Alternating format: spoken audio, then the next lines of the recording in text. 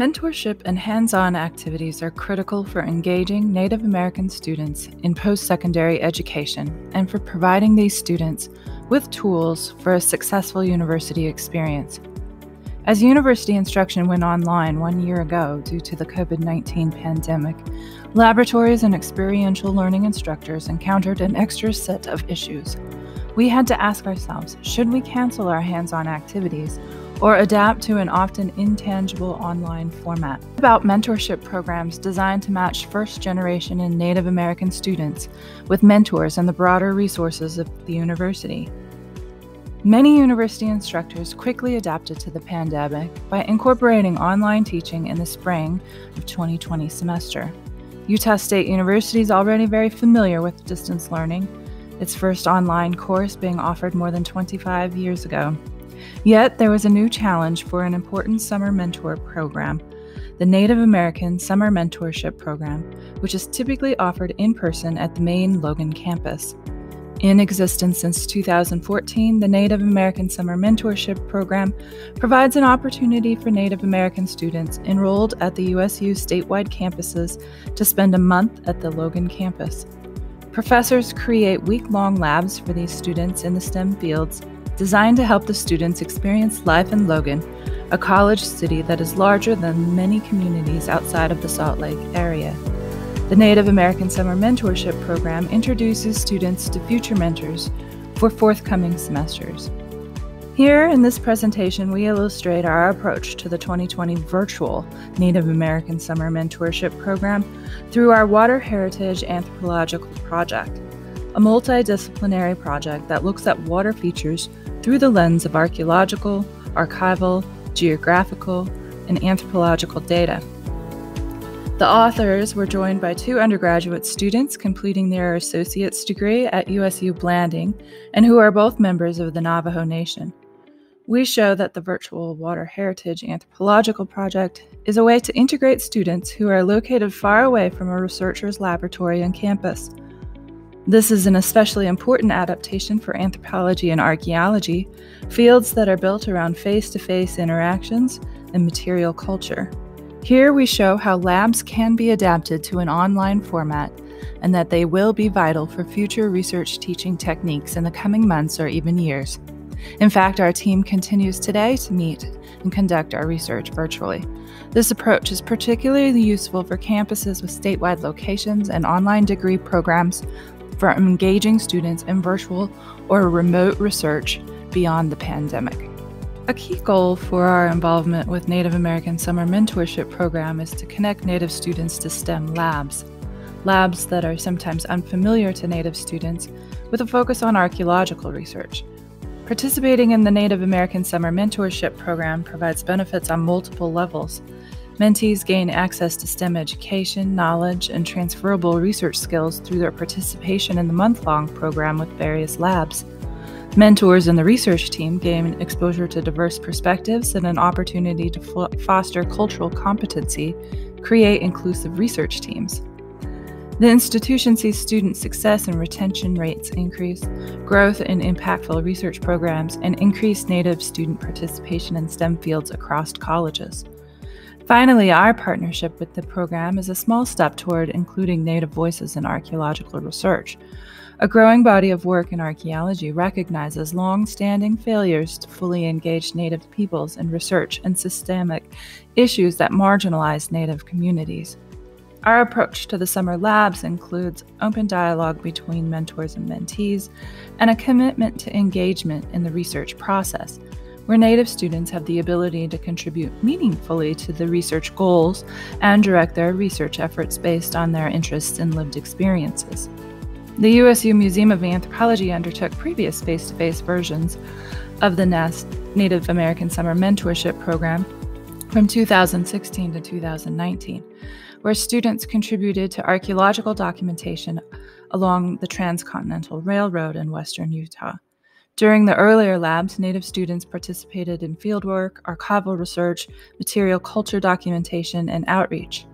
Our challenge this year was to create a virtual space where Native students could participate in STEM education and research that also met student needs for accessibility, comfort, and engagement. While the data collection and instruction delivery were different, our learning objectives persisted. The Water Heritage Anthropological Project engages STEM research and education across a number of dimensions, including 3D visualizations, built environment studies, and especially through spatial temporal interpretations of past behavior and landscapes. Much of the WAP research takes place in the traditional laboratory space on campus, a lab filled with undergraduate and graduate students engaged in data collection, analysis, and discussion with mentors.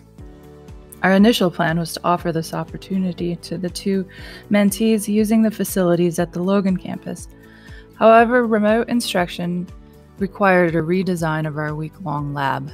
Consequently, we met Monday through Friday virtually using Zoom, with labs running from 9 a.m. to 4 p.m. each day.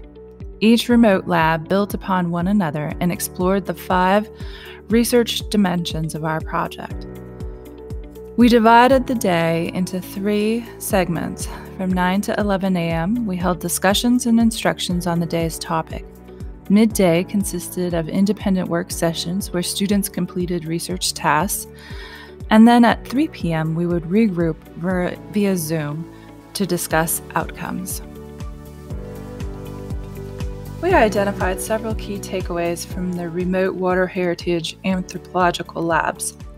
First, take time and establish the culture for the lab, including rules of participation. Engagement is critical in any learning environment and can be difficult to master in remote settings. Reliable internet is necessary for virtual format of delivery at all locations. Unstable connections lead to participation with only audio at best, and at worst, an inability to connect. We found engagement to be optimal when all participants were able to connect with both audio and video streams. However, we needed to prepare and deliver the lab under less than ideal situations, and when video streaming was not possible for all participants.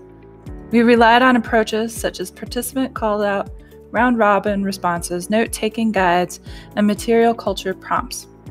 Our lab facilitated learning for only a couple of students and did not need to rely on additional tools. A larger lab class may wish to develop a protocol for discussions that define the use of discussion rooms, a dedicated facilitator to monitor participants while the discussant in lecture shares content, and clear expectations for how to participate using tools within the virtual meeting like raise hand, polling, and the chat. Structure contributes to learning outcomes. Keeping the day well scheduled with some time for individualized work fosters independence and agency, but expectations of work must be well articulated. The implemented activity for the archival lab, for example, did not meet our expectations when designing the lesson.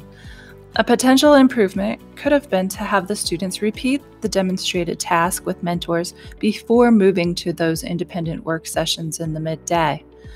Additionally, after completing labs, we recommend for future virtual labs that expectations of time per task be provided to students to aid in structuring that independent time, as well as emphasizing how their work would be incorporated into the research project. Prior students' contributions from the 2016 to 2019 labs seemed more apparent and acknowledged by the mentees. The virtual format produced a distance that we as mentors did not fully bridge in communicating the importance of the 2020 mentees' work for our own research. Third way, identify that scaffolding content and active learning reinforces research concepts. From the onset of the Water Heritage Labs, we wish to share with the mentees all aspects of our research project, including data collection, manipulation, analysis, visualization, and outreach. Therefore, it was imperative that the design of the lab and the individual daily tasks build upon one another. Each student was assigned a water feature during the geospatial lab day and continue to research, document, and visualize that feature through our archives and public outreach labs. While condensed, this format follows the overarching trajectory for the Water Heritage Anthropological Project, and we felt we were successful. One mentee recalls of her experience, "We learned how to enter data into a spreadsheet, visualize data, conduct interviews, do archival research, and present our findings to the public." She also mentioned that her participation in these activities throughout the weeks shed light on our project objectives, where she identified that the project is strongly committed to growing a conservation ethic and that shared cultural experiences contribute to a sense of place and communal identity. Her statements reflect mastery of the learning objectives that we hoped the mentees would achieve. Finally, design with accessibility and multiple platforms in mind. Students access digital content from a myriad of devices, including smartphones, laptops, and tablets. Each device presents an accessibility challenge that must be planned for when designing a remote research environment. Knowing that students may use different devices depending on the task is important when considering how to engage students in the research process. For example, a smartphone may be well suited for video conferencing for meetings and interviews, but will present challenges for data entry and report generation. You may have to work with students who only have access to one type of device, and therefore tasks may need to be assigned based on access to technology. In conclusion, we want to observe that during periods of remote learning, such as the current COVID-19 pandemic, teachers, scholars, and students must adapt to changing conditions. USU's long offered remote learning options, yet the pandemic presented new challenges for mentorship in field sciences such as archaeology.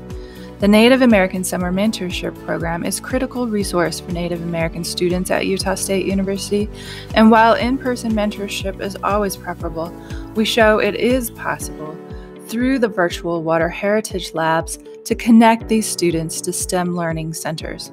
Our example demonstrates that we can offer students research opportunities delivered in a remote format and continue our mission of a student-centered university with a focus on academics, diversity of thought, and service to the public. The virtual labs that our team developed created a space for mentorship by the research team for the two Native student mentees. It connected the students to research in our labs and fostered a relationship between the students and the Logan campus. The key takeaways outlined here provide a roadmap for refinement of our remote research. Our remote research has continued with undergraduate anthropology majors and graduate students in archaeology throughout the summer, fall, and winter, where we have conducted over 25 virtual ethnographic interviews, archival research, and geospatial analyses.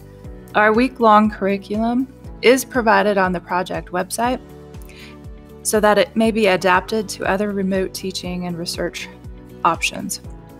Similar initiatives will be important for remote learning contexts, whether for students living in rural settings or for others hoping to participate in anthropological research from afar.